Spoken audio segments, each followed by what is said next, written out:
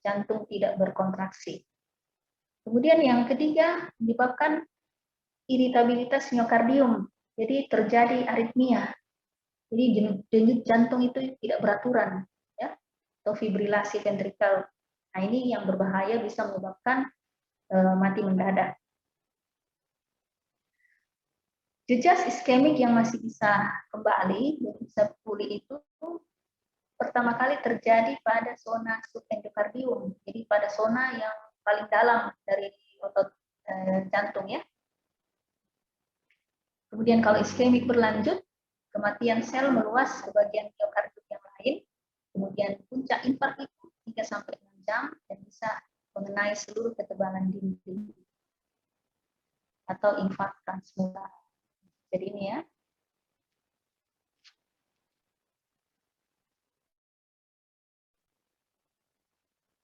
Jadi ini kita tahu bahwa arteri koroner ini cabang-cabangnya ada arteri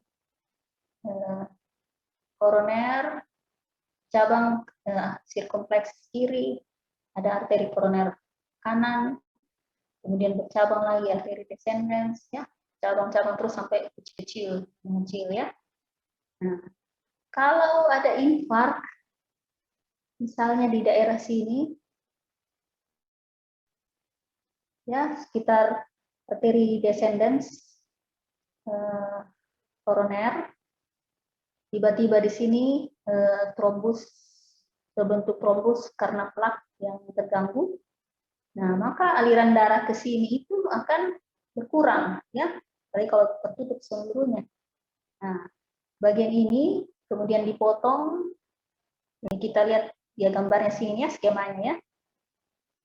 Nah, otot jantung kan yang bagian paling dalam itu lapisannya bagian endokardium, ya. Kemudian terus di bagian luarnya miokardium, ya. Nah, kalau arteri yang ini tadi yang tersumbat, ini kan dia mensuplai darah ke bagian otot jantung yang paling dalam.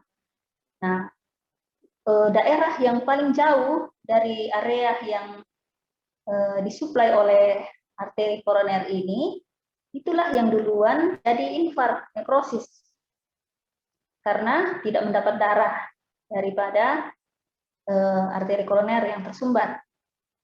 Jadi mulai itu 2 jam itu daerah daerah endokardium di sini yang mulai nekrosis, yang paling jauh dari pembuluh darah, ya.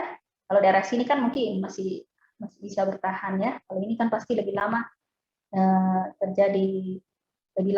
terjadinya iskemiknya, ya. Nah, kalau lama tidak teratasi, ini masih tersumbat terus, tidak ada penanganan, maka seluruh dinding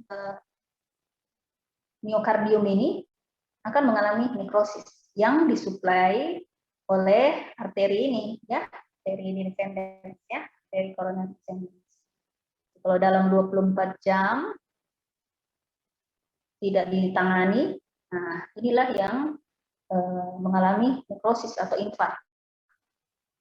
Nah, kalau dilihat gambarnya di daerah sini yang mengalami infark, ya. Jadi infark terjadi sesuai dengan daerah di mana arteri itu tersumbat, ya. Kalau ada juga infark kalau ada sumbatan di sini, bisa jadi infark lebih luas lagi, ya, lebih berbahaya lagi, ya, punya akibat. Nah, pola infark transmural tadi itu, infark pada seluruh ketebalan ventrikal, jadi seluruh ketebalan miokardium tadi itu, ya, ototnya, dinding otot. Kemudian infark subendokardium yang tadi kita lihat itu hanya sepertiga bagian dalam miokardium. Ini kalau cepat ditangani sumbatan pada arteri yang teroklusi, ya, tersumbat itu.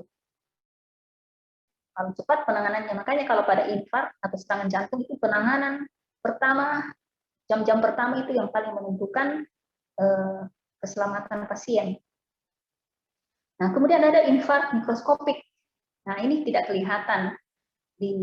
mungkin klinis juga mungkin tidak terlalu berat ya, tapi dia mengenai pembuluh darah yang lebih kecil, mungkin yang bukan yang agak besar, bukan yang jadi mungkin bukan yang agak lebih banyak mensuplai darah, mungkin ada yang kecil, lebih sedikit area yang dia suplai. Nah, makanya dia kecil, hanya bisa dilihat di mikroskop, tidak kelihatan. Mungkin gejala klinisnya tidak ada dan tidak menunjukkan perubahan. Kalau di rekam jantung tidak ada perubahan. Ya. Nah, ini tadi yang infark, ya. Jadi infark transmural, jadi mengenai seluruh dinding miokardium atau kalau di sini ventrikel ya. Nah,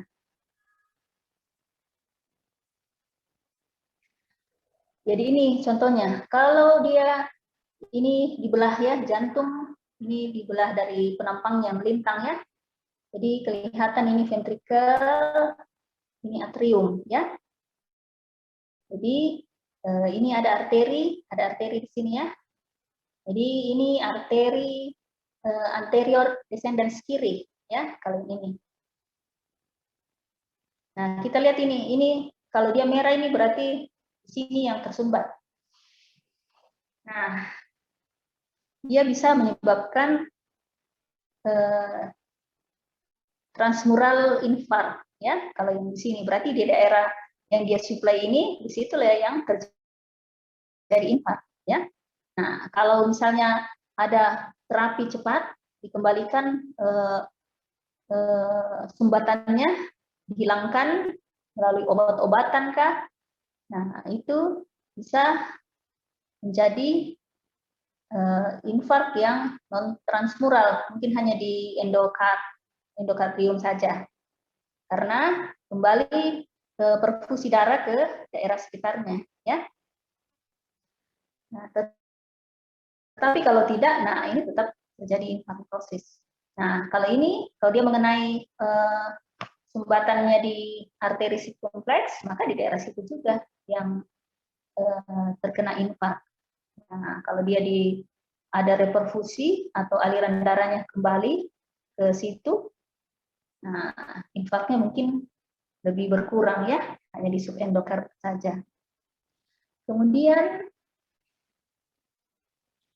kalau dia sumbatannya di sini 3 pembuluh darah, ada arteri descendens anterior kiri, kemudian arteri sirkumfleks dengan arteri koroner kiri, tapi dia tersumbat tidak seluruhnya ya, jadi hanya iskemik, sumbatan lumennya hanya menyempit.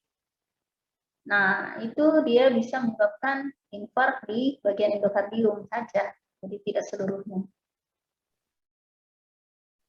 Karena tadi kita tahu bahwa daerah sini yang paling jauh dari pembuluh darah ini, jadi suplai ke sini mungkin hanya cukup sampai di daerah tengah sini, tidak cukup suplai darah, tidak cukup sampai ke daerah yang lebih distal ya. Kemudian yang ini kita lihat kalau di arteri koroner kanan, descendens posterior, nah di daerah situ juga yang terjadi infark kalau terjadi sumbatan penuh. Ya.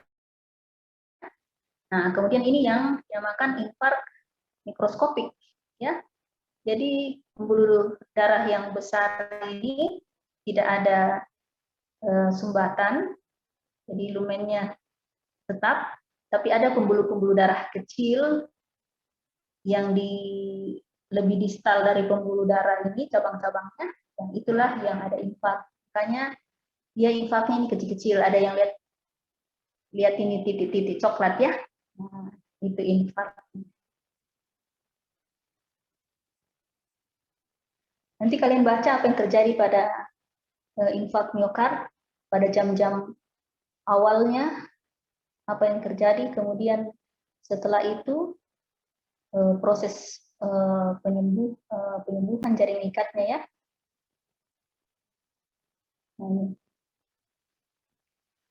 tetapi jarang penyembuhan. Kalau dia areanya tidak luas, mungkin hanya sedikit, mungkin pasiennya bertahan. Tetapi kalau infak miokardnya luas atau arteri yang lebih besar terkena, nah itu bisa menyebabkan kematian.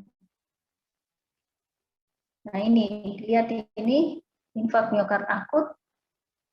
Ini dinding ventrikel ya, ini bagian sini yang mengalami infark. Ya. Jadi lebih pucat dari daerah sini ya, karena tidak ada suplai darah ke situ. Jadi dia nekrosis, mati jaringannya kalau tidak ditangani cepat ya. Nah, kalau ini gambaran histologinya, ini kalau dia nekrosis sel otot polosnya karena infark, dia akan hancur ya, seperti ini, terlepas-lepas. Kalau yang ini yang normal, ini normal masih bagus bentuknya, ini dia terlepas. Kemudian kapal lama, pasti ada sel-sel radang, ada sel-sel radang di datang diantaranya. Nah, selalu itu kalau ada sesuatu terjadi pada jaringan, pasti ada sistem tubuh kita berusaha untuk memperbaikinya, ya. Tapi mungkin belum sempat memperbaiki, pasiennya sudah meninggal atau sempat diperbaiki, tetapi dia tidak kembali kepada bentuk semula lagi, ya. Jadi sudah jaringannya itu sudah tidak seperti yang normal kalau pasiennya masih hidup ya. Nah, jadi kalau ini infark yang sudah beberapa lama, jadi ini terbentuk jaringan ikat ya, proses penyembuhan daerah yang terkena infark itu. Nah, akibatnya kalau terbentuk jaringan ikat, misalnya pasiennya selamat, ada infark miokard, nah akibatnya pasti jaringan ikat yang mengganti miokardium yang sebelumnya yang rusak itu jelas tidak akan sebagus kalau dia otot miokardium yang normal. Jadi kontraksinya pasti tidak sebagus miokardium sebelumnya ya, karena diganti oleh jaringan ikat. Nah, komplikasi infark bisa aritmia, sudah kita lihat tadi, gagal jantung karena kontraktilitas jantung itu tiba-tiba bisa menghilang tadi karena proses fungsional ataupun leukemia, ruptur miokardium. Nah, ini yang berat ya, jadi otot jantungnya itu robek ya. Jadi komplikasi berat ini kalau terjadi pasti menyebabkan kematian. Kemudian disfungsi muskulus papilaris. Nah, itu muskulus di dekat katup mitral. Nah, pasti menyebabkan gejala mungkin gagal jantung kalau pasiennya tahan ya. Kemudian trombosis mural, bisa terbentuk trombus di atas daerah infark, bisa menyebabkan emboli jantung kiri, kemudian bisa menyebabkan aneurisma ventrikuler, jadi melebar dia punya ventrikel jantung. Nah, risiko terjadinya komplikasi serta prognosis post-infark tergantung pada ukuran, lokasi, dan tipe infark. Jadi infark subendokardium beda dengan transmural. Jadi subendokardium itu prognosisnya pasti lebih bagus dibanding kalau ada infark seluruh otot miokardium ya. Nah, kita lihat sedikit neoplasma di jantung, sangat jarang ini neoplasma ya. Selalu neoplasma itu tumor ada jinak atau ada ganas. Kemudian bisa asalnya dari tumor di jantung primer, asalnya dari sel-sel di jantung, bisa juga neoplasma sekunder dari tumor-tumor di luar, dari jantung, organ lain yang bermetastasis ke jantung. Ini jarang ini ya. Nah, contohnya kalau jinak itu myxoma dengan rhabdomyoma.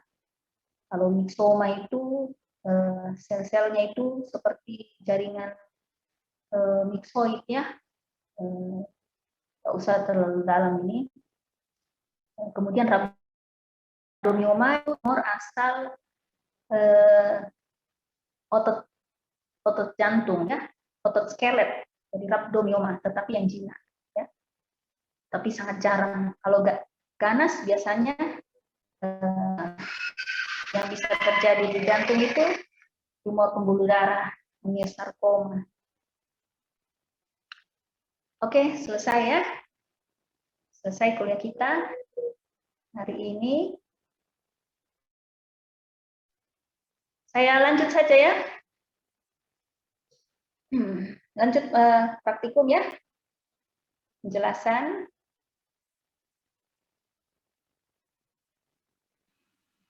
Siap, dokter.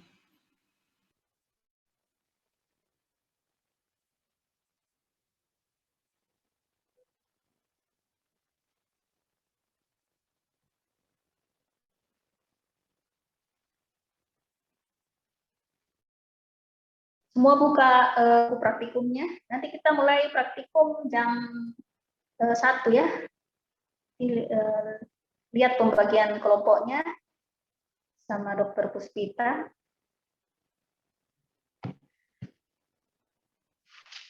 Saya ambil buku saya.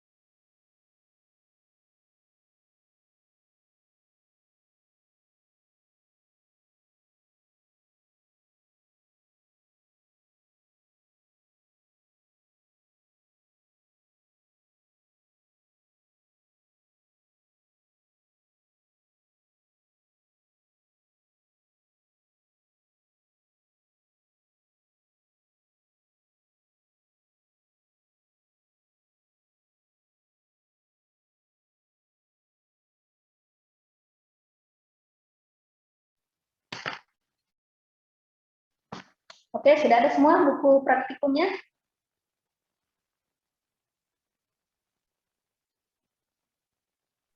Tapi dokter, ada dokter. Oh ya, coba satu orang baca Cici Lindia Safari. Kasus 1. Tapi dokter, ya dokter.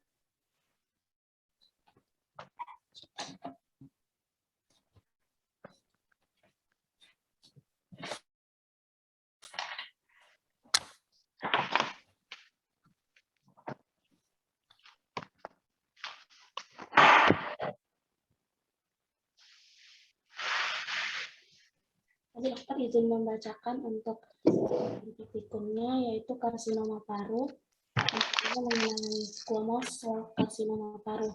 Nah, untuk gejala klinisnya itu seorang pria berusia 75 tahun menderita dispnea, nyeri dada, dan penurunan berat badan sejak 1 tahun yang lalu. Dia adalah seorang perokok berat sejak masih muda. X-ray Dada foto dilakukan dan menunjukkan sebuah massa besar di lobus kanan bawah paru-paru. Lobektomi dilakukan dan spesimen dikirim ke Departemen Patologi. Nah, untuk gambaran mikroskopisnya, itu spesimen terdiri dari jaringan epitel paru-paru dengan tumor difus dan padat, infiltrasi ke jaringan sekitarnya. Sel tumor yang atipikal, polimorfik dengan hiperkromatis atau inti yang jelas dan jumlah sitoplasma yang moderat. Jumlah sel mitosis abnormal moderat. Di daerah padat, ada beberapa massa keratin kecil dan jembatan interselular. Ada dokter ingin bertanya, dilanjut dokter. Sudah, satu saja dulu ya. Nah, terima kasih dokter. Ya, terima kasih. Ya, jadi pertama kasusnya squamous cell karsinoma paru, ya. Jadi kita tahu kemarin sudah belajar squamous cell karsinoma paru itu biasanya dia lokasinya munculnya di daerah sentral paru ya, di daerah bronkus ya. Nah, kita lihat dulu paru yang normal, ada trakea, kemudian masuk di cabangannya bronkus, bronkus bercabang-cabang, bronkioli, masuk di alveoli ya. Nah, alveoli ini tempat pertukaran oksigen ya dengan CO2 ya. Nah, kalau yang melapisi epitel bronkus ini trakea, bronkioli sampai bronkioli itu kemarin kita sudah lihat epitel namanya epitel respiratorius ya. Nah, kalau ada terpapar oleh karsinogenik misalnya rokok terpapar lama, maka sel epitel respiratorius itu bisa berubah bentuknya menjadi sel squamous, namanya metaplasia ya. Nah, kalau berlanjut terus paparan karsinogeniknya itu sel metaplasia squamous tadi yang masih normal bentuknya itu berubah menjadi sel yang displasia ya. Jadi berubah menjadi sel yang tidak normal lagi.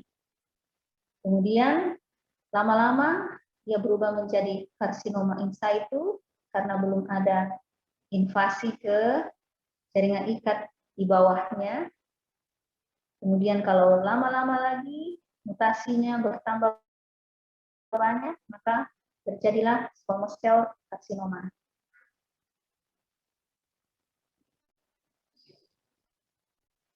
Nah, kemarin sudah lihat ini ya.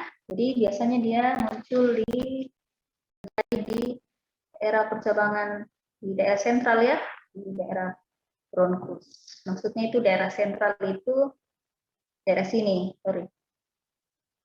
Daerah sini. Kalau perifer itu mungkin di daerah sini, ya.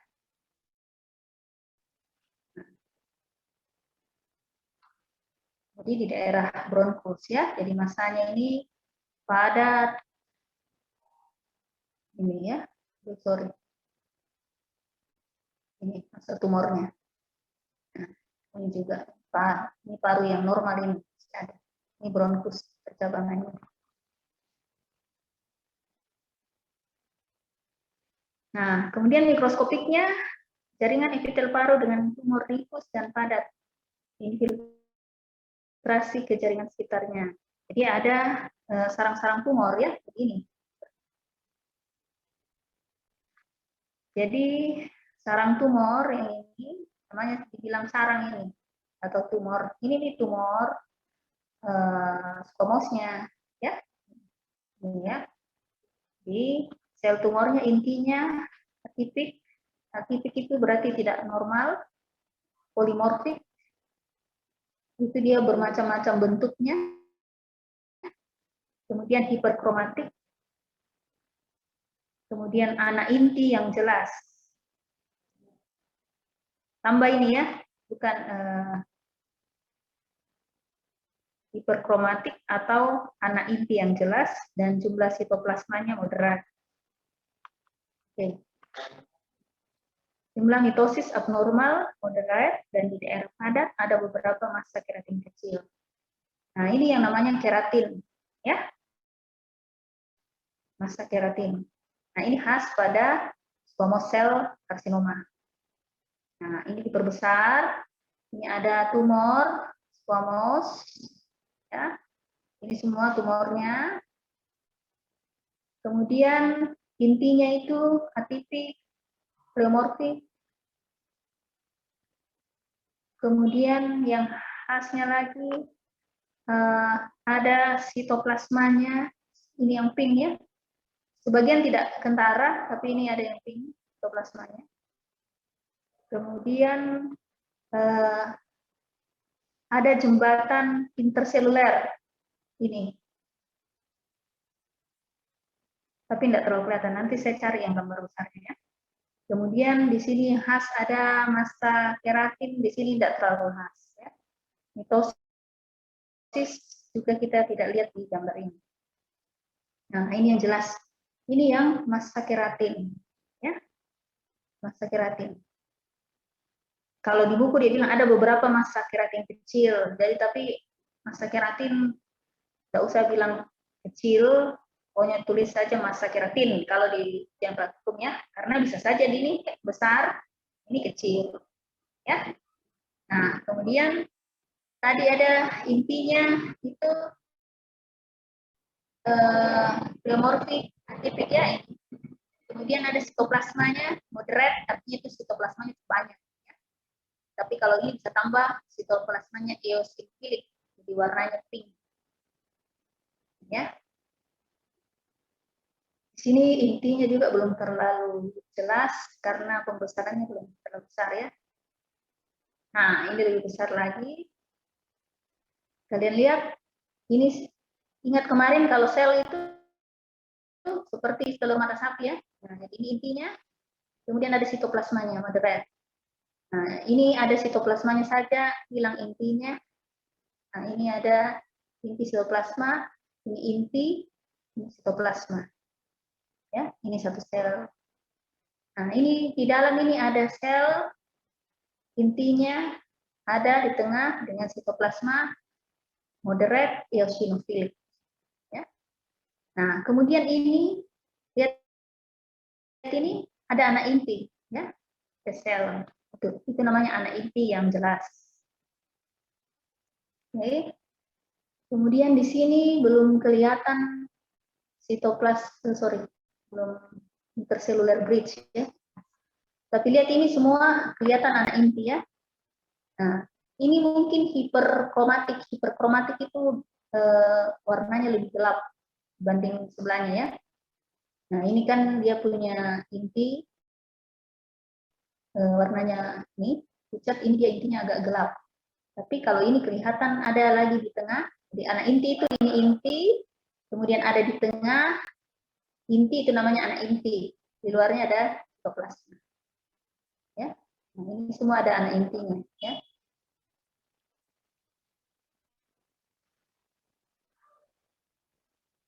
Nah, ini lagi. Ini sarang-sarang tumor semua ini. Semua tumor. Kalau pertama kalian lihat, kalau squamous cell carcinoma yang khasnya, lalu cari ini massa keratin, ya. Tidak usah lihat dulu yang ini. Kalau lihat di mikroskopnya, cari dulu yang ini, karena ini yang khasnya.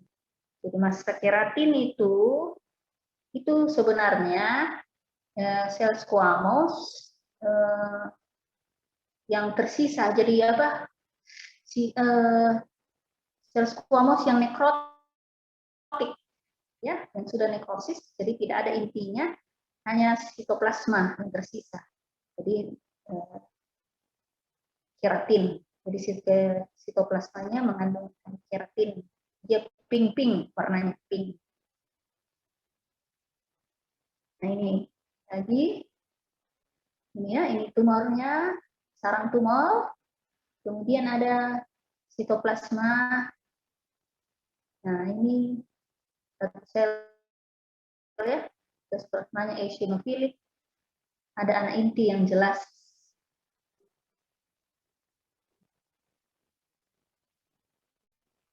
Nah, ini lagi lebih jelas massa keratin di tengah ya. Jadi massa keratin itu massa eosinofilik ya. Jadi sisa-sisa sel yang nekrotik keratin.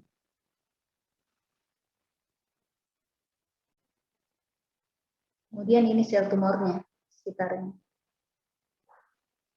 Ini ya. Jadi selalu cari massa keratin kalau lihat sediaan. Nah, di sini saya cari-cari tapi tidak terlalu jelas yang mana itu intercellular bridge. Harus pembesaran besar memang. Maksud atau jembatan interseluler.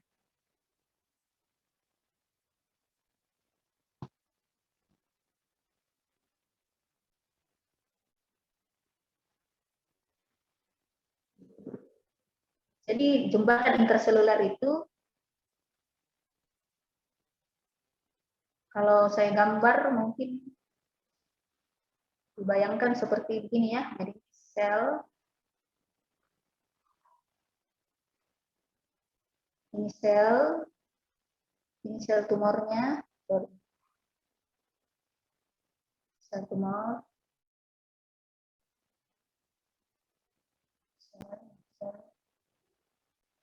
ini ada seperti begini di antara itu namanya jembatan interseluler, tapi harus pembesaran besar, ya. Tapi di sini tidak kelihatan.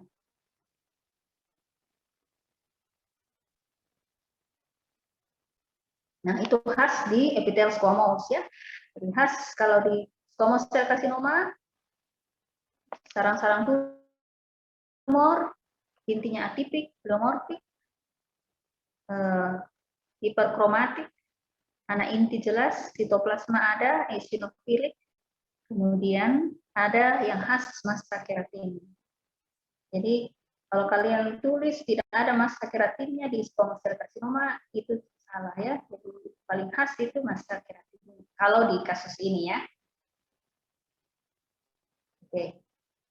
Lanjut yang kedua, bronkiolo-alveolar carcinoma.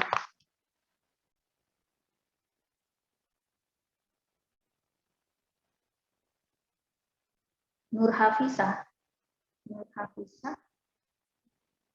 Baca yang kedua deh. Permisi dokter, baik dokter.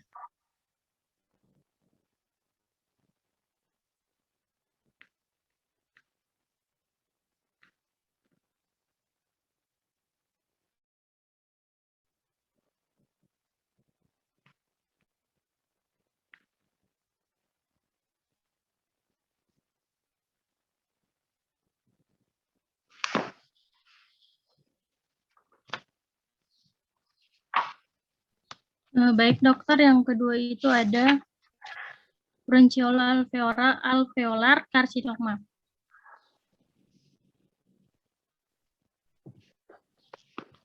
Untuk informasi klinisnya, seorang wanita berusia 65 tahun dirawat di rumah sakit karena batuk berat, hemoptisis, dan nyeri dada sejak 6 bulan yang lalu.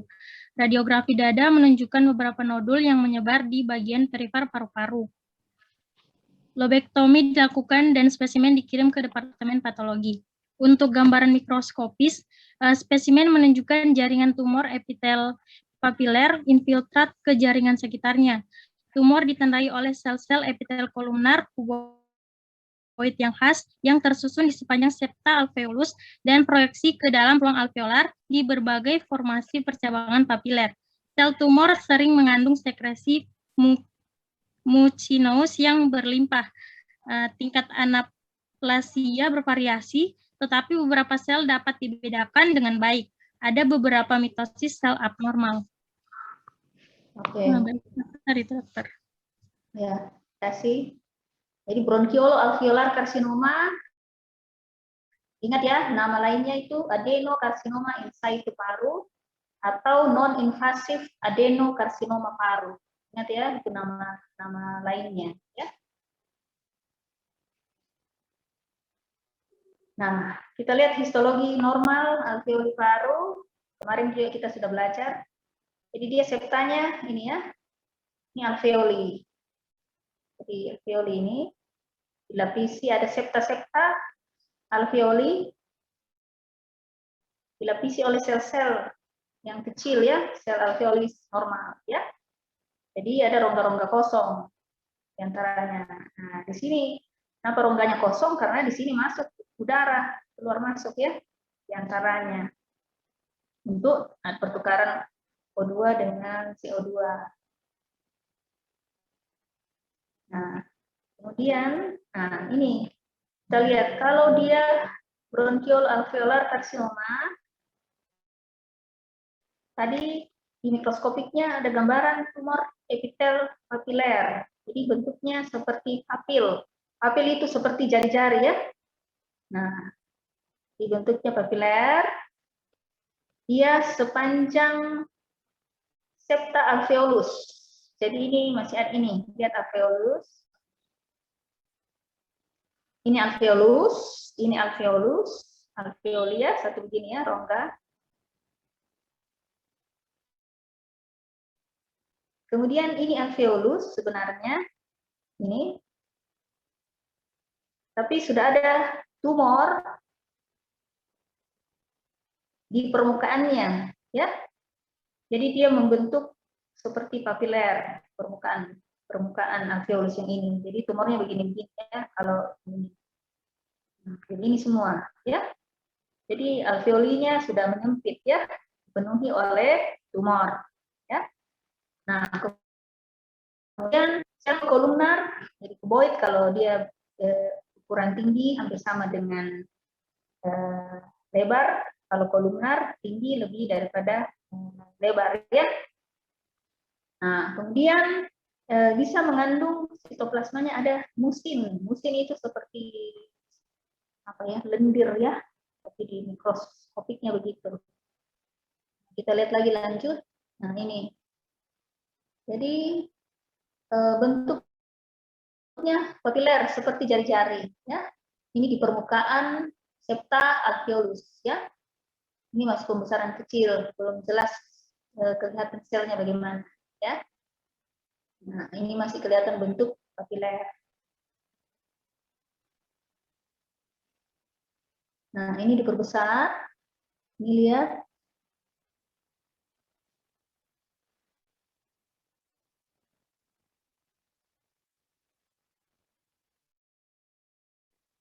Intinya itu bisa kolumnar, tinggi atau kuboid ya. Jadi inti yang melapisinya itu atipik ya. Atipik seperti tidak normal lagi ya. Nah, ini inti yang melapis di permukaan papiler.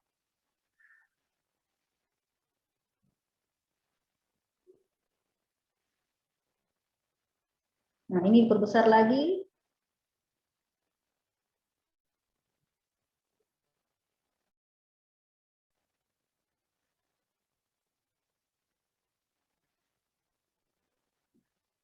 Ini bentukan papiler. Kemudian intinya ada yang kuboid, ada kolumnar dengan atipik ya. Nah, ini bentukan papiler, ini septa alveolus sebenarnya, tapi dipenuhi oleh tumor. Nah, ini lebih jelas lagi, ini mirip alveolus ya, satu alveolus, tapi selnya bukan yang normal lagi, diganti oleh sel tumor. Nah, ini namanya sitoplasma mengandung musin.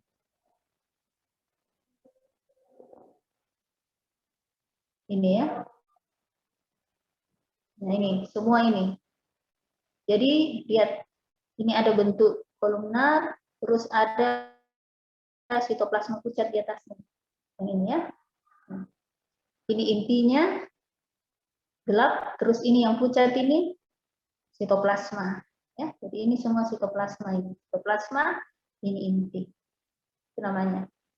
Dan biasanya ada inti yang begini, ada juga yang tidak ya. Jadi kita lihat yang sebelumnya kan tidak ini. Intinya tidak bermusin ini, sitoplasmanya tidak bermusin ya. Tidak ada sitoplasma juga.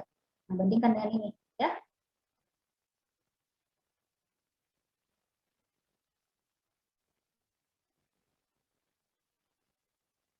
Nah, ini juga lebih banyak musimnya.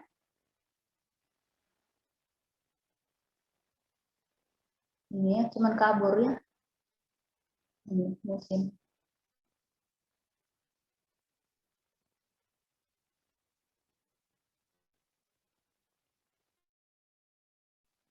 Ini juga, nah ini kuboid ini kolumnar bentuk papiler. Papiler itu seperti jari-jari ya, begini. Ini.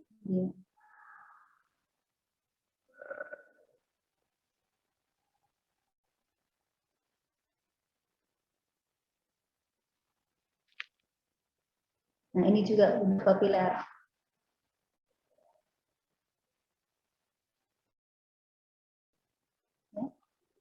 Nah, intinya lihat ada yang kuboid, ada kolumnar. Intinya ini sangat pleomorfik ya. Ini sudah inti tanah sih.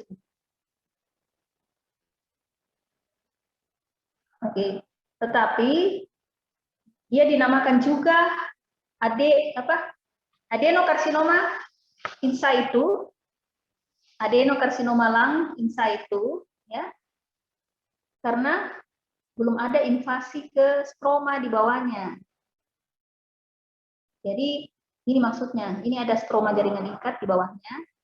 Ini yang selnya yang sudah ganas, tapi belum ada sel dari sini, belum ada yang dari sini masuk ke sini, belum ada terbentuk sarang di sini. Itu namanya adenokarsinoma in situ, ya, atau non-invasif adenokarsinoma paru. Ingat itu ya, dia punya nama-nama lain. Saya tanya nanti ujian praktikum ini ya. Jadi bronchial-alveolar karsinoma sama artinya dengan adenokarsinoma in situ paru, harus ada parunya. Atau non-invasif. Non-invasif itu belum ada penyebaran ke stroma. In situ juga sama, belum ada penyebaran, masih di tempat permukaan itu.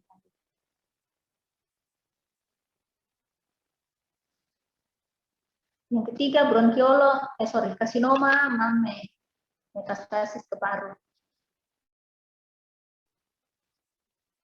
Putri Hairunisa.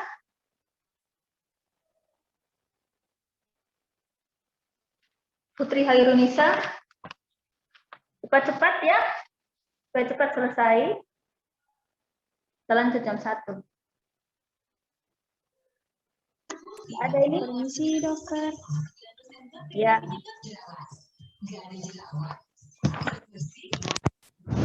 Membaca saja.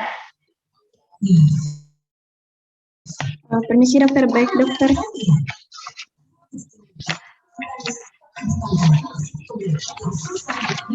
Baik, dokter. Untuk preparat yang ketiga yaitu kanker payudara metastatik pada paru-paru. Untuk informasi klinisnya, seorang wanita berusia 45 tahun dikirim ke rumah sakit karena dyspnea, batuk, penurunan berat badan. Kemudian 3 tahun lalu ditemukan invasi kanker payudara ke kelenjar getah bening aksilari kanan.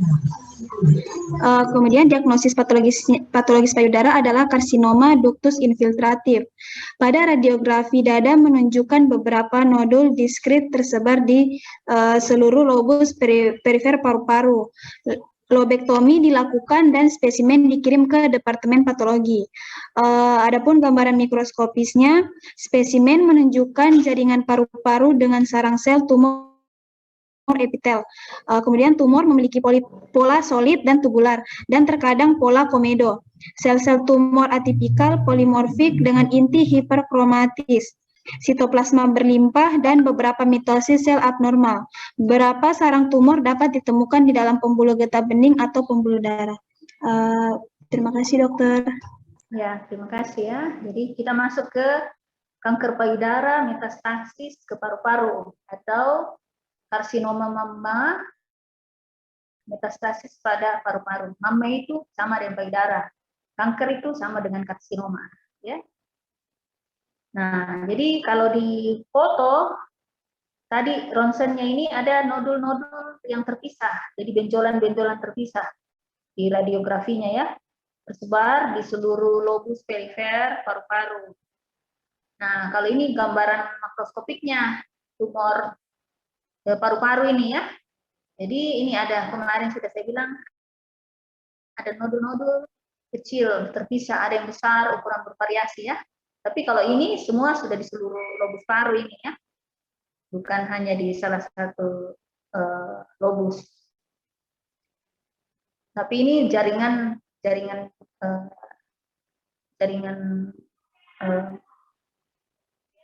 parunya langsung ya ini ya.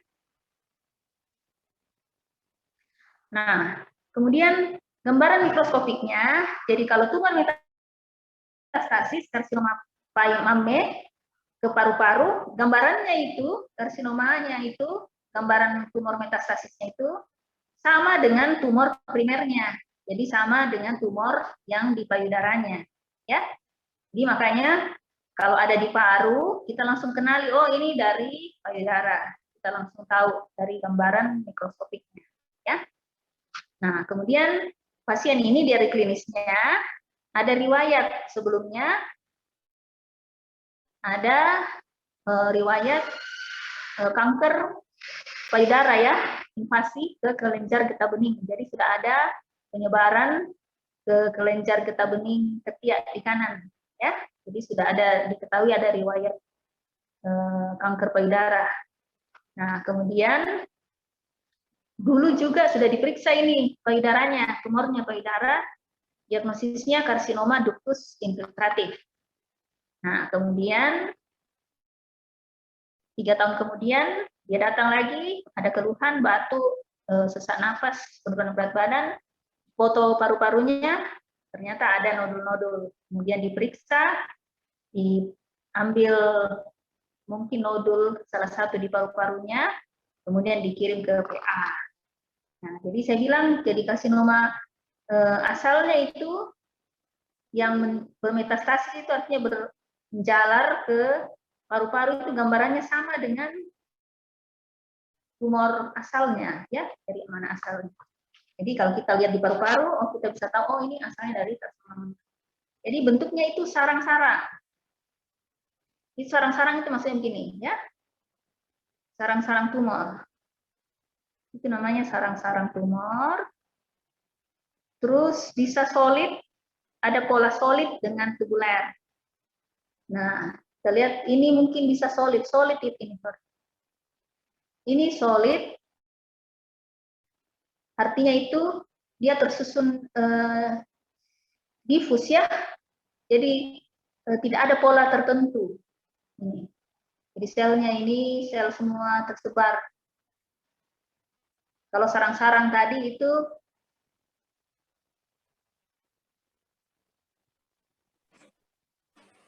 nah ini, dia ada bentuk begini, gini, ada jaringan ikat di antaranya yang memisahkan ya. Kalau solid itu dia ini tersusun, tidak ada seperti sarang-sarang, hanya semua ini sel tumor ini. Semua ini ya, memenuhi sel tumor. Nah, kemudian kita lihat pola tubuler. Tubuler itu ini, seperti ini ya. Jadi ada seperti kosong di tengah, kemudian dikelilingi oleh sel-sel tumor. Nah ini juga, ya. Tapi ini pola tubulernya ini berdempet ya. Ada ini berdempet dengan ini, ya. Itu namanya pola tubuler. Jadi ada rongga kosong di tengah atau lumen dikelilingi oleh sel tumor. Kemudian yang di sini ini yang pola solid ya. Jadi tumornya tersebar. Ini solid semua ini ya. Oke. Nah, intinya itu inti yang ganas. Jadi atipik, polimorfik, kromatin kasar,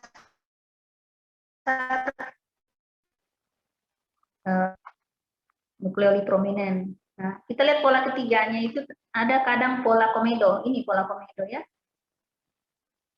Yang ditunjuk panah, lihat ya. Jadi ada nekrosis merah di tengah dikelilingi oleh tumor. Ini juga nekrosisnya besar dikelilingi tumor. Kemudian ada sarang-sarang di antaranya ini ya. Nah, ini perbesar pola komedo. Pola komedo ini, ingat kalau komedo, kalau kalian komedo di muka itu, kan kalau kalian kasih keluar, di tengahnya itu seperti nekrosis ya. Nah, itu. Di tengahnya seperti masai kuning itu. Itu seperti ini juga. Jadi nekrosis di tengah, dikelilingi oleh sel tumor. Itu namanya pola komedo. Ini ya. Nah, nekrosis ini sel-selnya sudah tidak berbentuk lagi, nekrosis hancur, ya, jadi tidak berbentuk, jadi warnanya seperti warna pink. Kalau bahasa mikroskopiknya, bahasa PA-nya pink itu sama dengan eosinofilit, ya. Nah, dikelilingi sel tumor. Nah, ini khas ya pola komedo. Nah, kemudian intinya itu inti atipik, inti ganas ya, atipik itu tidak jinak lagi, polimorfik, macam-macam bentuknya. Kemudian inti hiperkromatik, sitoplasma bisa banyak berlimpah, ada mitosis abnormal, tapi kita tidak lihat mitosis abnormal di sini. Oke. Kemudian beberapa sarang tumor dapat ditemukan dalam pembuluh data bening atau pembuluh darah, tapi tidak jelas di sini ya. Nah, ini dia. Nih, tumornya intinya atipik, pleomorfik, banyak bentuknya. Kemudian ada anak inti ini, kelihatan semua ya. Kemudian ada, ini tidak khas, sitoplasma banyak. Kemudian lihat ini apa di atas, ada nekrosis. Ya, kemungkinan ini bagian tepi daripada komedo, pola komedo tadi. Ya. Nah, ini lebih jelas lagi. Ini namanya inti ganas, inti atipik, pleomorfik, ada bentuknya lonjong, ada bulat, itu namanya polimorfik ya. Kalau di sini polimorfik, ada lonjong, ada bulat, itu inti polimorfik. Itu di ganas bentuk. Kalau dia Cina itu intinya itu seragam. Terus anak inti kelihatan ya, atau anak inti itu sama dengan nukleoli prominent. Jadi anak inti yang kelihatan jelas. Bilang saja anak inti ya, jelas. Kemudian ini yang mitosis. Ini ada mitosis ya. Nah, tapi ini masih normal ini mitosis. Nah, ini lihat bentuknya lagi sini aneh ya. Ini satu sel. Ini juga. Ini inti ganas ya. Oke, lanjut hepatoseluler karsinoma metastasis ke paru.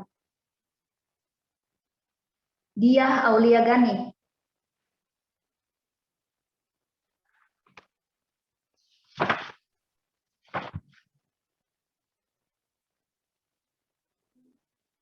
Ada? Enggak ada?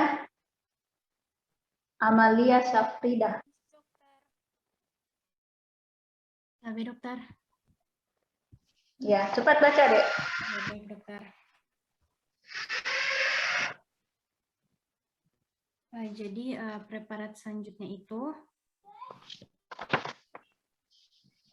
karsinoma hepatoseluler metastasis paru. Seorang pria berusia 60 tahun menderita dispnea, batuk, dan penurunan berat badan sejak 3 bulan yang lalu. Dia merasa perut penuh, malaise, kelelahan, dan nyeri perut. Pada palpasi ada pembesaran hati, padat, dan tidak teratur atau nodulari. Pada radiografi dada menunjukkan beberapa nodul tersebar di seluruh lobus perifer paru-paru. Pemeriksaan serologis menunjukkan peningkatan kadar alfa-fetoprotein. Lobektomi dilakukan dan spesimen dikirim ke Departemen Patologi. Untuk gambaran mikroskopisnya, spesimen terdiri dari jaringan paru-paru dengan sarang sel tumor ganas. Muncul hepatosit tumor dengan trabekula, asinar atau pola kelenjar. Sel-sel yang atipikal, polimorfik, dan hiperkromatis anak inti. Dan sitoplasma berlimpah. Terlihat beberapa sel tumor yang mengandung pigmen empedu dengan jumlah moderat mitosis sel. Ya, terima kasih. Kita masuk ke hepatoseluler karsinoma metastasis pada paru-paru atau karsinoma hepatoseluler metastasis paru-paru. Ya. Nah, kenapa biasa saya tulis hepatoseluler karsinoma? Karena biasa kita pakai kalau diagnosa itu bahasa Inggris terbalik-balik dengan bahasa Indonesia ya. Jadi sama saja artinya. Nah, ini pasien laki-laki 60 tahun, ada keluhan di perut ya. Pada palpasi ada pembesaran hati. Jadi ini baru ketahuan ada kelainan di hatinya ya, ada pembesaran. Kemudian di foto ada nodul di paru-paru, sebar. Nah, kemudian diperiksa serologis ada peningkatan kadar alfa fetoprotein. Nah, ini khas untuk karsinoma hepatoseluler ya. Biasanya pasien karsinoma hepatoseluler itu kadar AFP-nya atau alfa fetoproteinnya itu meningkat. Nah, kemudian diambil nodulnya yang di paru-paru dikirim ke PA. Nah, jadi mikroskopiknya selalu saya bilang kalau karsinoma hepatoseluler metastasis ke paru, gambarannya itu seperti asal tumor primernya, jadi seperti karsinoma hepatoselulernya yang di heparnya ya. Nah, jadi sel jaringan paru itu keluar dengan sarang sel tumor ganas hepatosit pula asinar dan pola kelenjar. Selnya ganas, atipik, polimorfik, hiperkromatik, anak inti, dan sitoplasma berlimpah. Nah, kita lihat ya, di sel-sel ganasnya itu seperti sel ganas dari karsinoma hepatoseluler ya, seperti sel hepar ya. Jadi intinya atipik, kita mulai dulu dari polanya ya. Jadi pola trabekula, trabekula itu seperti begini ya, trabekula seperti sarang-sarang, tapi dia berdempet-dempet, ya, itu trabekula. Kemudian bisa juga sebenarnya seperti solid ya, di sini solid, artinya tersusun di semua. Kita lihat dulu. Nah, kalau ini dia tersusun solid ya selnya. Kita lihat dulu polanya sama semua. Oke, tiga ya. Nah, jadi bisa bentuk pola kelenjar. Jadi seperti tadi di payudara ada lumen di tengahnya, tapi kalau yang digambar ini semua pola solid dengan trabekula. Asinar juga enggak ada ya. Nah, kita lihat intinya. Intinya itu atipik, pleomorfik, inti ganas ya. Kemudian yang khas itu sitoplasmanya banyak, eosinofilik ya. Seperti sel hepar. Ini ya. Ya. Nah, ini juga sitoplasmanya kelihatan kan, ada yang gelap itu inti, terus ada yang pink itu sitoplasma ya. Di sekitarnya sitoplasma. Terus yang khasnya itu di sini itu ada pigmen empedu. Ya, ini. Sel tumornya ada yang mengandung pigmen empedu. Jadi pigmen coklat. Nah, itu yang mengarahkan kita bahwa ini karsinoma hepatoseluler. Ya. Di samping tadi intinya inti ganas, atipik, polimorfik, ada anak inti, sitoplasmanya banyak, berlimpah, eosinofilik. Ya. Nah, ini perbesar lagi. Ini inti polimorfik ini bentuknya lain-lain ya. Ini juga bentuknya macam-macam. Ada yang gelap, hiperkromatik, ya, sitoplasmanya banyak, warna pink. Oke. Lanjut. Heri Sarambu.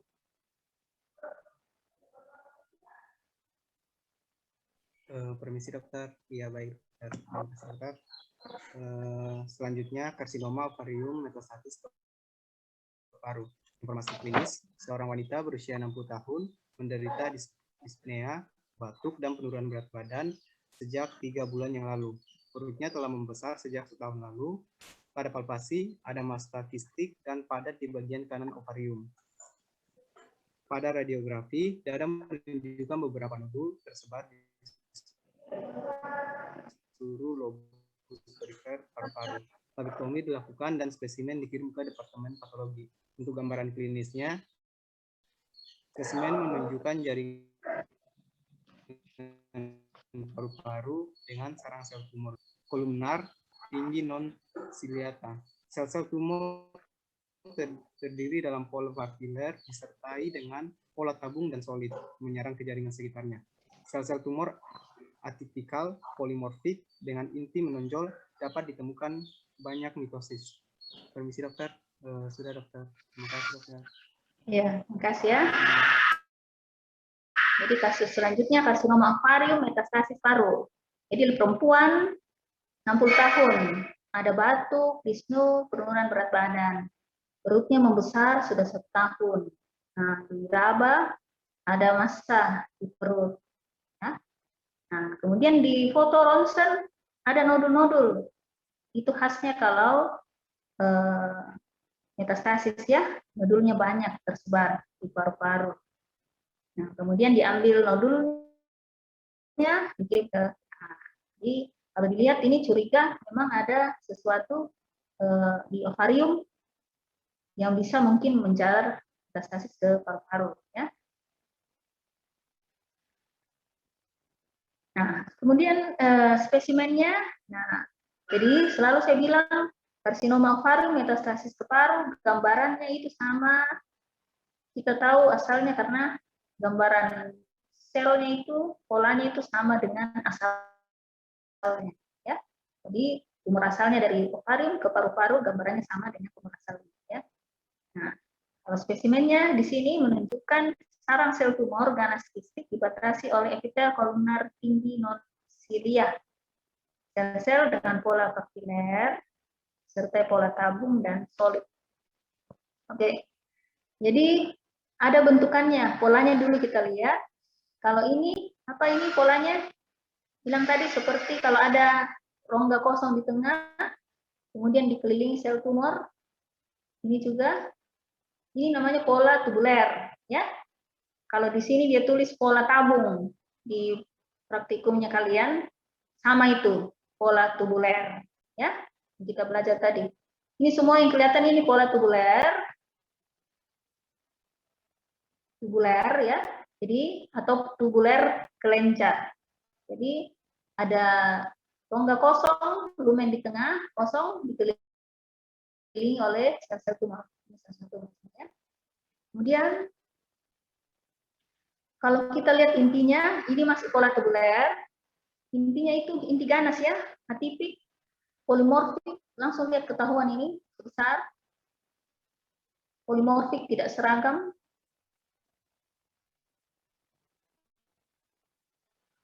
Itu. Ada anak inti kelihatan, ya. Ada mitosis. Mitosis yang ini. Anak inti ini menonjol, ya. Ini ada inti di tengah lagi, ini ya semua. Nah, intinya inti ganas ya. Polanya ada tubuler. Kemudian ada papiler. Ini papiler, ya. Ya. Nah ini. Ini kalau lihat ada pola bercampur ini ya. Ada tubuler. Ini di tengahnya ada radang ini, sel radang tapi kosong rongganya. Ini ada tubuler tapi ada papiler. Ini. Kemudian ini bentuk papiler ini. Lihat ini. Seperti jari-jari ya. Menonjol-menonjol. Nah, jadi ada 2 pola di sini. Pola papiler dengan pola tubuler. Nah, kalau ini yang kelihatan pola apa ini? Yang kelihatan dari jauh seperti jari-jari. Nah, ini pola papiler ya.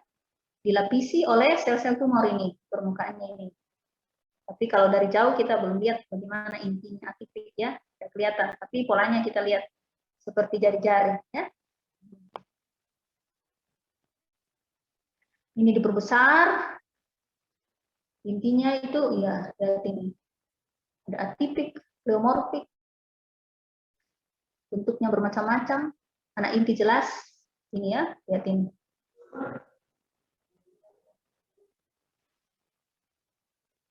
Oke, kalau ini pola solid ini, ya. Nah, ini. Solid, sarang solid, lebih jelasnya ya. Pola sarang solid. Jadi tidak kentara bentuk tubulernya, ya. Nah, ini juga ya. Jadi sarang solid.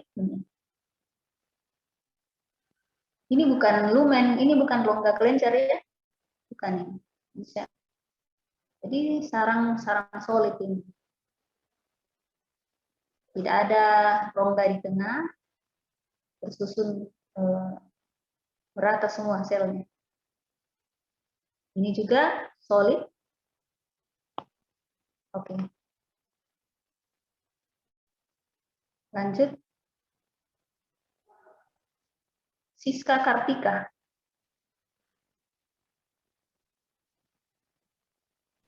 Permisi dokter, ya dokter. Ya, lanjut. Permisi dokter.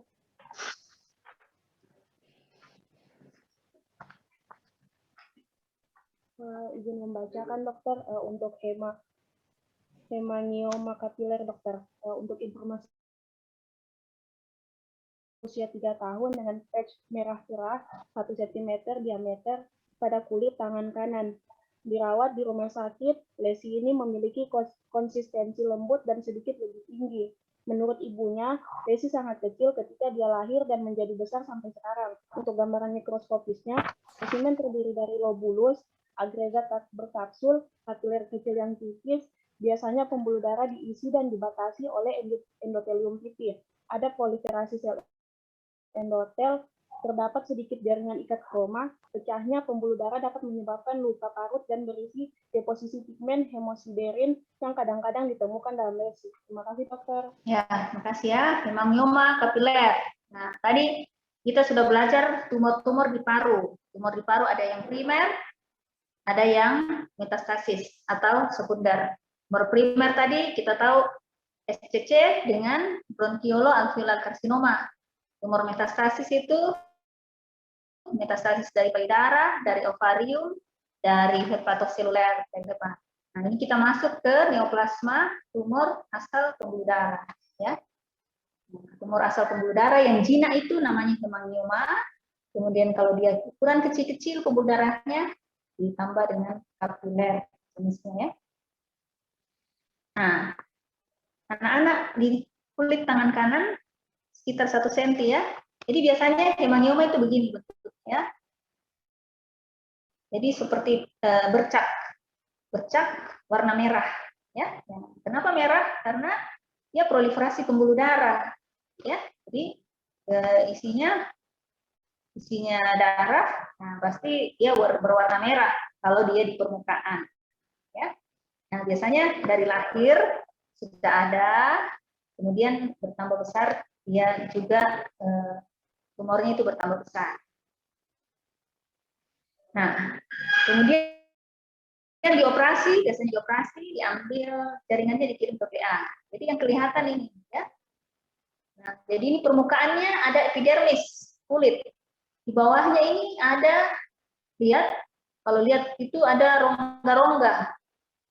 Ini ada rongga-rongga ukurannya bervariasi ya.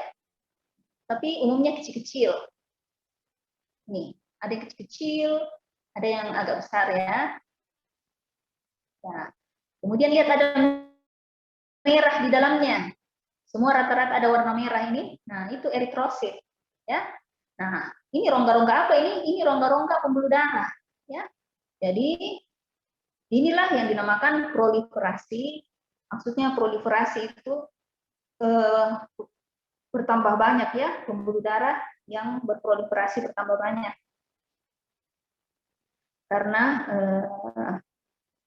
membentuk tumor ya. Nah, kemudian Nah, kita lihat lagi nih. Jadi pembuluh darahnya kecil-kecil, ya, ada ukurannya bervariasi.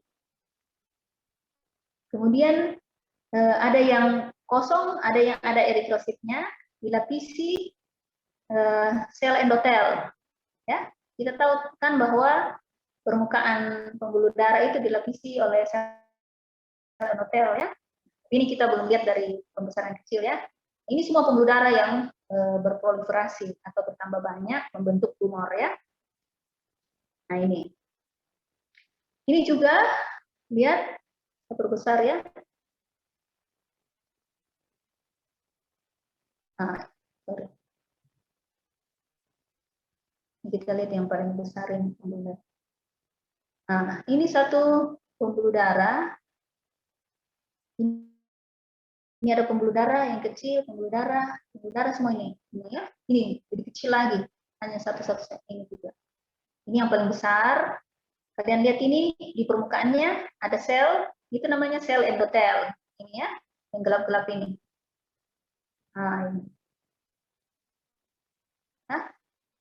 Nah. Kemudian di tengah ada eritrosit. Nah,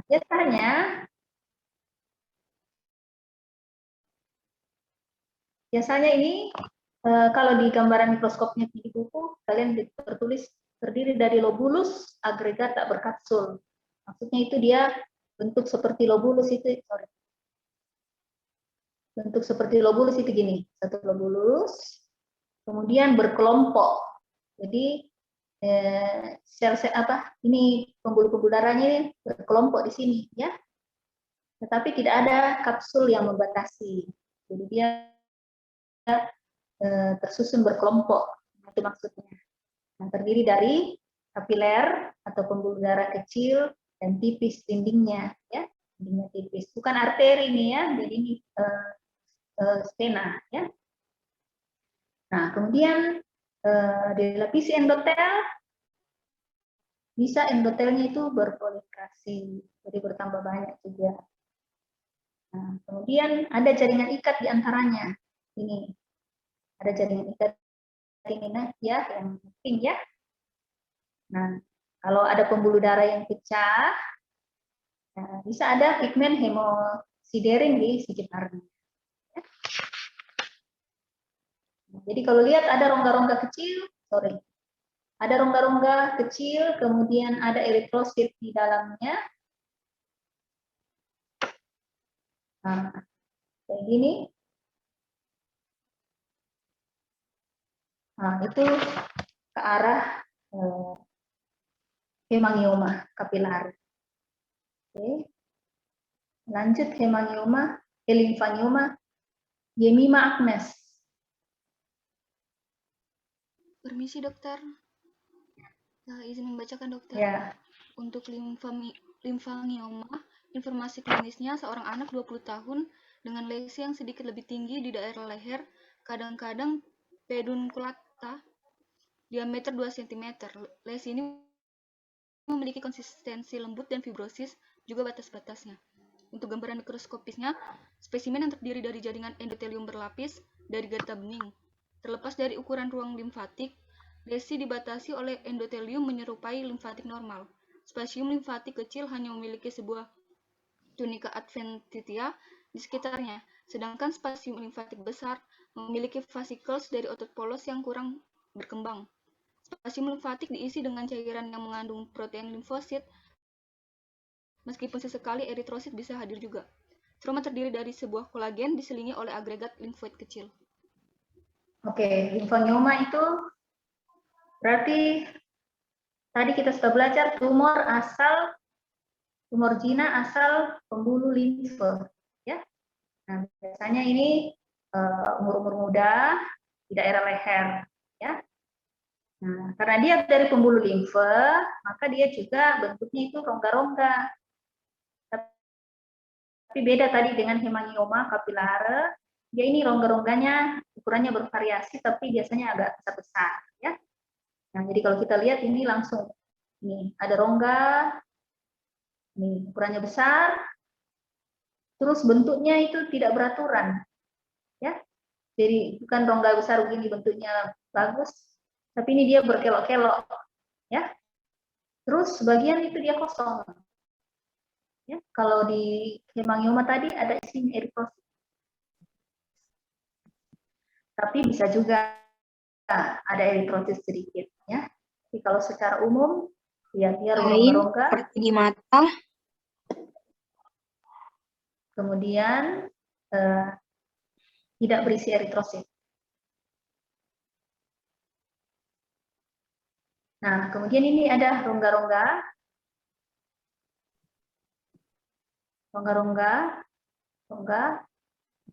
ya. Ada yang besar, ada yang kecil. Yep. Kenaikan 1 poin. Tidak berisi eritrosit. Yang khas di sini ini, ya. Ini namanya agregat sel limfoid, ya. Jadi di stromanya itu ada agregat atau kelompokan sel limfosit. Kalau pada limfangioma, ya. Nah, ini juga.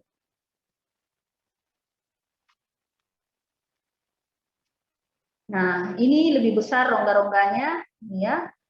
Ini rongga, ini rongga-rongga kurang besar, ya. Nah, kemudian ada agregat limfosit atau kelompokan sel limfosit di antaranya.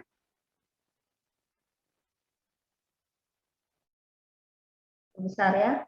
Kelihatan limfosit ini, ya, yang kecil, warna kebiruan.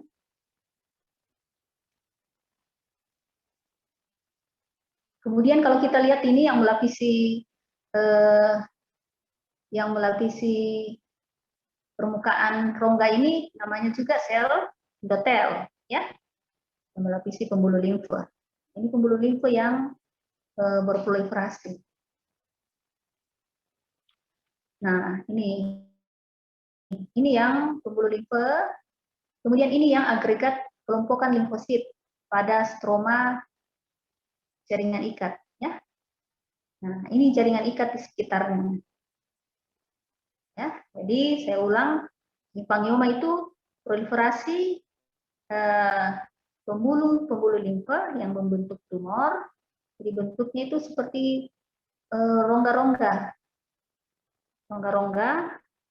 ukuran bervariasi. Kemudian dilapisi ada sel endotel, ini lihat permukaannya, ya. Pembuluh limfa juga ini dilapisi endotel. Kemudian dia tidak berisi eritrosit, kosong. Dan di sekelilingnya ada stroma jaringan ikat, bisa kolagen, kemudian ada kelompokan atau agregat sel limfosit. Ini, ya. Jadi sel-sel radang limfosit, ya. Kenapa bisa ada? Karena pembuluh limfa kan mengalirkan sel limfosit, sel-sel imun tubuh kita, ya. Jadi bisa ada agregat limfosit di dindingnya. Oke, terakhir trombus sulfanurul fadilah. Sudahkah tadi? Ini belum, ya? Sulfanurul fadilah. Tapi dokter, iya dokter izin membacakan trombus informasi klinis. Seorang pria berusia 50 tahun dengan varises vena dari hemoroid plexus di persimpangan anorektal dirawat ke rumah sakit. Kadang-kadang terasa nyeri dan ada keluhan hematostesia. Gambaran mikroskopisnya, spesimen menunjukkan jaringan anorektal dengan pembuluh darah normal yang melebar. Perubahan pembuluh darah terdiri dari variasi pada ketebalan dinding vena karena hipertrofi dari otot polos dan fibrosis subintimal di sisi lain. Trombosis intraluminal sering ditemukan dan kadang-kadang ada degenerasi jaringan elastis dan kalsifikasi atau flebosklerosis. Jaringan stroma membengkak dengan infiltrasi sel inflamasi kronis. Ya, terima kasih. Trombus. Jadi contohnya di sini trombus itu yang terjadi pada varises vena di plexus hemoroid, ya. Jadi tadi salah satu penyakit vena itu namanya varises, atau varikosa. Di varises itu bisa terjadi, bisa di tungkai, bisa juga di daerah hemoroid, anorektal. Nah, ini yang sering di anorektal, ya. Nah, jadi ini kalau lokasinya itu hemoroid itu di daerah anorektal sini, ya, anus dan rektal. Jadi di sini ada pembuluh-pembuluh darah, dia bisa melebar kalau tekanan intravena itu meningkat di sini. Apakah akibat tekanan abdomen yang meningkat atau mungkin sering mengedan, BAB yang keras. Nah, jadi terjadi pelebaran vena, ya, pelebaran vena. Kemudian pelebaran vena itu berisi bekuan darah atau trombus.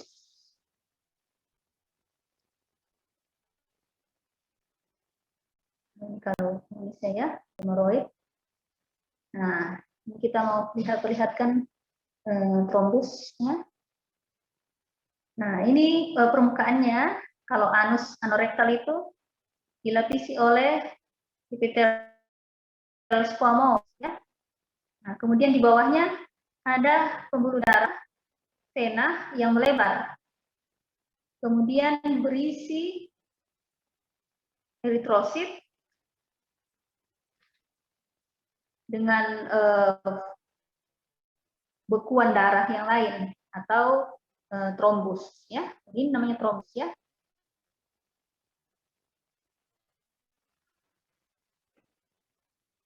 Nah, ini lagi. Nah, ini ada epitel squamous, kemudian ada epitel rectum atau epitel intestinal, ya. Nah, ini ada trombus besar. Jadi pembuluh darah, trombus itu pembuluh darah yang melebar. Kemudian di dalamnya itu berisi bekuan darah. Nah, trombus. Nah, trombus ini kalau di vena mungkin tidak terlalu berpengaruh. Kalau di daerah sini, ya, di varises ini, tidak seperti kalau trombus yang terbentuk di arteri, ya. Tadi kalau di arteri kan dia mensuplai darah ke distal. Nah, kalau ada trombus di situ bisa menyebabkan infark di daerah distalnya. Jadi kalau di vena, di hemoroid ini tidak berpengaruh.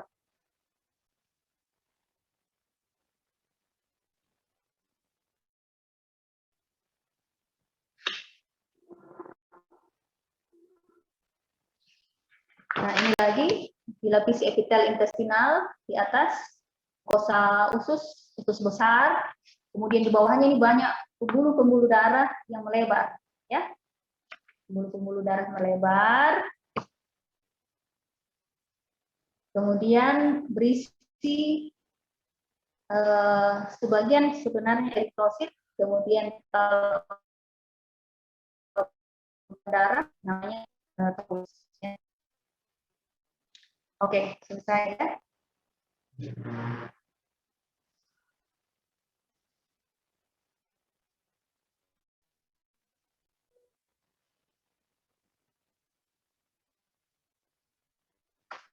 Oke, selesai praktikum kita hari ini. Nanti kita lanjut, ya, untuk lihat slide preparatnya jam 1, dokter. jam 1:30-an, ya. 1:30, baik, dokter. Ya, jam 1, ya. Tapi mungkin saya agak lama, boleh. 1:30. Ya. Siap, dokter. Ya, oke. Jadi terima kasih semua. Terima kasih semua. Sekiannya, kita ketemu lagi, ya, nanti. Ya, insya Allah. Ya, Baik, dokter. Terima kasih. Terima kasih semuanya. Terima kasih, ya. Terima kasih, dokter. Terima kasih banyak, dokter.